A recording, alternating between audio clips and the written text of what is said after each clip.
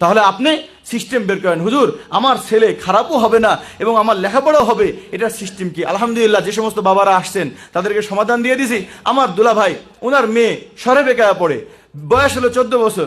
আমাকে বলছে, ভাই আমার তো এখন বিয়ে দেওয়া লাগবে, কারণ বালেগা হয়ে গিয়েছে, বিয়ে দিয়ে ফেলেন। ছেলে পড়ে শরে বেকা রহমানিয়া মাদ্রাসায়।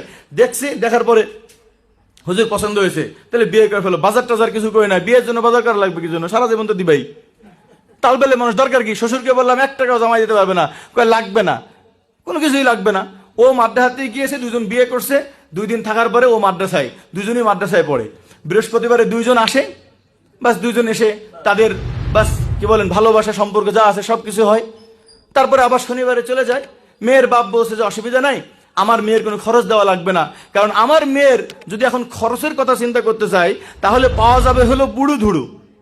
কারণ কমপক্ষে 25টায় আসলে খরচ দিবে কি করে? আর 25-এর পরের কোনো ছেলেকে দিব, সেই বেটা 14 বছর থেকে শুরু করে 25 বছর পর্যন্ত কি কি নষ্ট করছে তা তো আমি জানি না। আর ডাক্তার এসারখান সাহেবের কাছে গেলে সেটাও আমি জানি না। কারণ 25 বছর যেটার অপব্যবহার হয়েছে সেই মেশিন এখন ভালো থাকার কথা না। এজন্য আমার মেয়েকে আমি দিব একেবারে টাটকা পোলার কাছে, যে সবেমাত্র বালেগায় শুরু হয়েছে। তো বা সরে বেকার পরে একটা পোলার কাছে দিয়েছে, অল্প বয়সের ছেলে, অল্প বয়সের মেয়ে, ওদের খুশি দেখলে আপনার চোখের পানি চলে আসবে। এত মজায় তারা আছে, এত ভালো আছে, এটা সহ্য হয় না মানুষের। আমি কি কোনো খারাপ কথা বলতেছি? আমি এটুকু বলতেছি না। আপনারা যেটাকে আটকায় রাখতে চান, আটকায় রাখবেন।